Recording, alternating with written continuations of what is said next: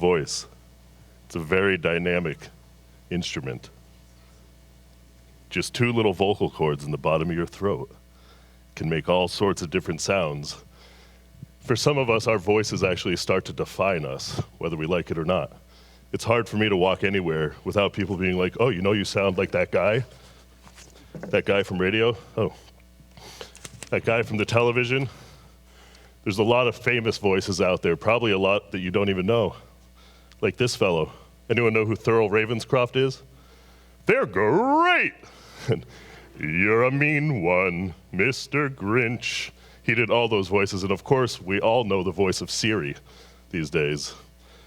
The voice has made hundreds of languages around the world, all sorts of musical styles, and it's all based on just those two little things there, which are basically just like this balloon.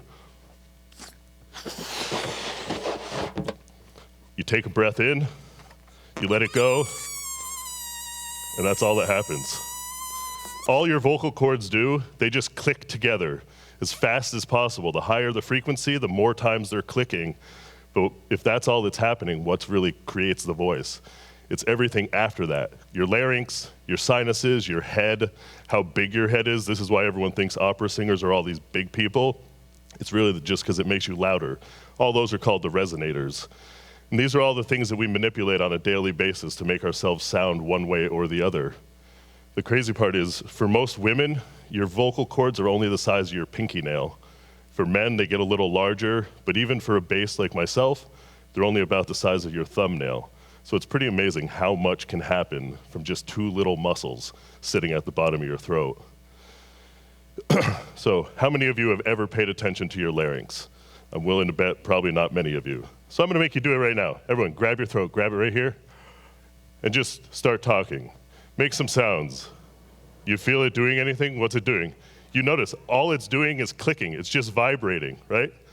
Next time you're looking in the mirror, do that. You'll become a singer in no time. So all of that aside, that is not the reason I am here today to talk to you.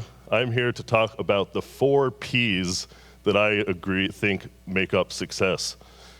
The first one is passion. How many people out there are passionate about anything in life? Raise your hand. Anything. Ah, there you go. I love it. Almost everybody. So my passion started right here in PHS. On the band bus, on the way to Canton for a music festival, one of the other fellows on the bus, Brian is his name, he told people who he was auditioning for the musical. So of course I chimed in right away and I said, yeah, me too. And then I had to go audition for the musical. That's him kneeling in the front. He got the lead. I was Baby John with this voice standing right over there on that side of the stage. And I would say, Superman, gee, I love him. It was not the highlight of my career thus far. But what started with that, and it's the first P, you have to be passionate about something if you have any chance of trying to succeed with it. If you're not gonna care about what you're doing, there's no reason to really put the energy into it. Which brings you to the second P, which is practice. So, when I say practice, I don't mean show up to the practice room and do a little bit of something. I mean doing it for hours and hours and hours. In the 70s, there was a scientist named Eric Anders who started a theory about 10,000 hours of work to become an expert on anything. Now, people have debunked this over the years, and Malcolm Gladwell made it famous in his book, The Outliers. But in essence, if you practice well, and you practice very concerted towards a goal, at 10,000 hours of practice, theoretically, you'll be an expert. So that's, if you do the math, that's 417 straight days, or if you do it for only 2 hours a day, 7 days a week, it'll take 14 years to get there. So that means that I was somewhere into my career, starting after graduate school, before I theoretically became an expert. And I would argue that I'm still not even an expert. Because even with all the practice, you still have to get to the third P, which is to perform. So, over the years, there's been a lot of performing. Minor Adjustments a cappella group, which some of you have probably still seen at Plattsburgh State. We did shows all over the place. I did 17 shows by the time I left college, another 6 during graduate school, and then I went on the road with a group called CANTUS. We traveled all over the world, giving 400 performances, about 90 a year, And it was probably somewhere around my third year in that group that I hit that 10,000 hour mark, which ironically, it also coincided with about the time that I started feeling like I knew what I was doing. I could wake up on a day and not feel very good and still be able to go out on stage and get it done. However, the only reason that happened is because of all the practice. If you don't have the passion and you don't put in the practice, it doesn't matter how well you try to perform, you're not going to do very well. So over the years, these CANTUS years, we got to tour with a bunch of different groups. One of my highlights was How the Grinch Stole Christmas with the Boston Pops on a tour that we did. And like a lot of careers, you also start to find a niche for yourself.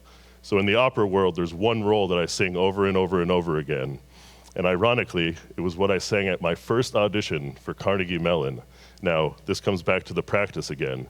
I had had 5 or 6 voice lessons when I showed up to do that audition, and I sang Zarostro's primary aria, O Isis und Osiris, and I got to the high note, which isn't even that high of a note. For those of you who know music, it's a middle C, and I totally cracked on it. And I remember one of the adjudicators actually kind of chuckled under her breath. So I didn't get into Carnegie Mellon. I went to Plattsburgh State instead. But over the years, I keep singing Zarostro, and now I don't crack on that high note ever. At least not anyway. You can see, we get made up this is not the first time I've worn a microphone. Luckily, with a whole lot of performance, you actually get a lot better at what you're doing, and people want to then have you be a part of their thing when you remain passionate about it and you keep practicing and your performance is good. So I was very fortunate to be brought into the South Dakota Chorale, and just 2 years ago we got nominated for a Grammy, which is definitely as cool as it seems. This past year, I got to revisit a show that I helped create about 12 years ago when I was in CANTUS. We did a radio drama for National Public Radio called All Is Calm about the Christmas Truce in 1914. And here we were last year doing it in New York City on an off-Broadway debut, which, believe it or not, when we were all standing on this stage back in 1995, everyone was always like, yeah, I want to be on Broadway. I didn't know if I ever really wanted to be on Broadway because my voice went towards opera, but we made it there anyway. So with all that, everyone probably wants to hear me sing. So we're going to bring out Mr. Tui here, and we'll see what a little bit of opera on the stage where I started doing West Side Story sounds like.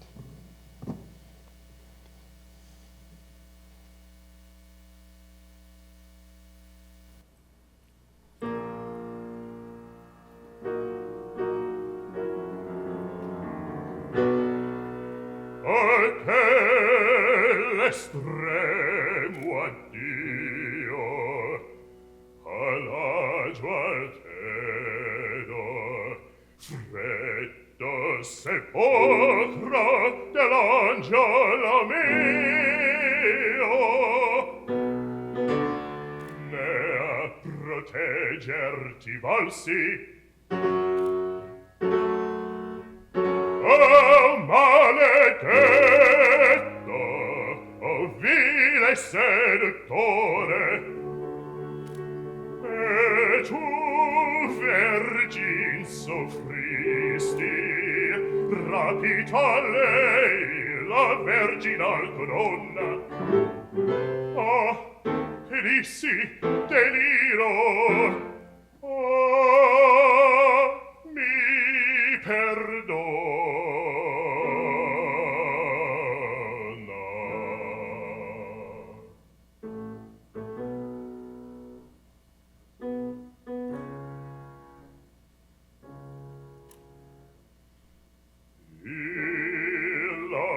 Gelato spirito del mesto genitore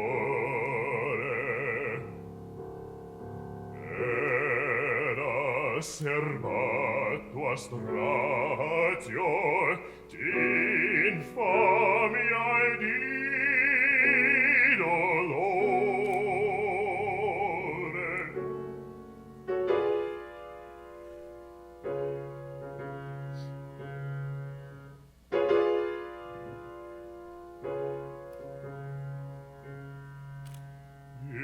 Serto a lei dei mati,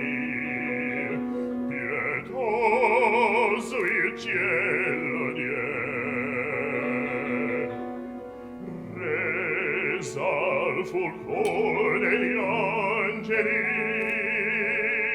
prega Maria per me.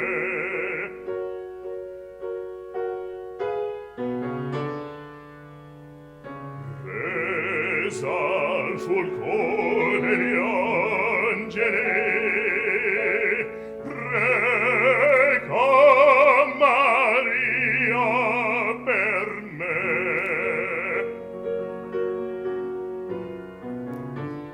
Prega per me.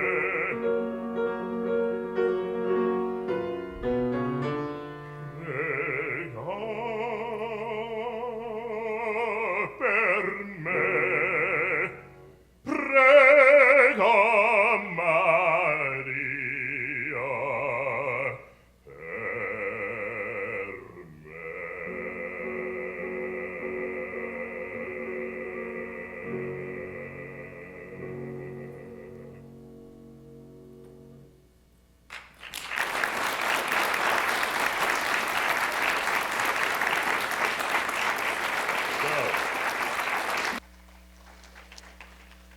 That's the end of the slideshow. So the final P, we've got passion, the practicing your passion, perform what you practice, and then ultimately take pride in what you're doing and try to share it with others. Because until you do that, it's pretty boring to just practice all the time. And if you don't take pride in your performance, people can actually tell quite a bit. So, the select choir is out here somewhere still, right? Everyone always asks what I sing a lot of choral music and a lot of opera, and people ask what the difference is. And it's not just because it's loud. It's about the resonance that you make in your face. So is anyone from the choir still out there? Raise your hand. All right. Let's pick a note. We're gonna sing a note, and then I'm gonna sing it with you with different resonance, and we're gonna see who the audience keeps hearing. So let's try this note. Sing that note, everybody. Sing it as loud as you can.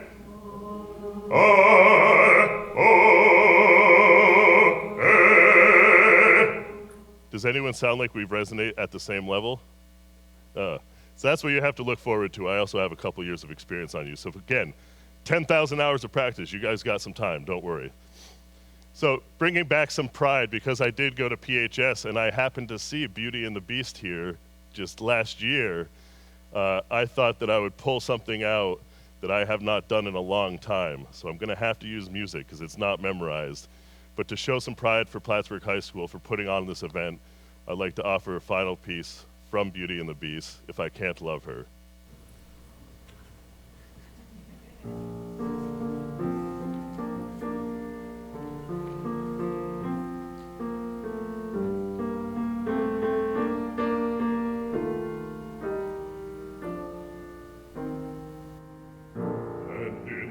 Twisted face, there's not the slightest trace of anything that even hints of kindness. And from my tortured shape, no comfort, no escape. I see what deep within is utter blindness, hopeless as my dream does, as the time flies, love a lost illusion, helpless, unforgiven, cold and driven to this sad conclusion. No beauty could move me, no goodness improve me, no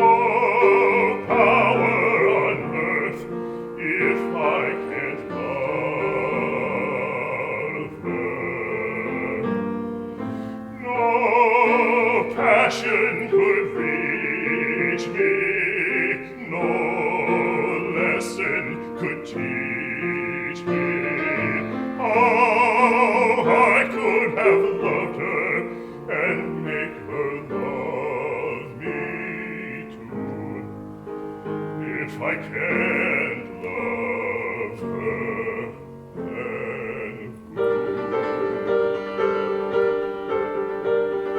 Long ago I should have seen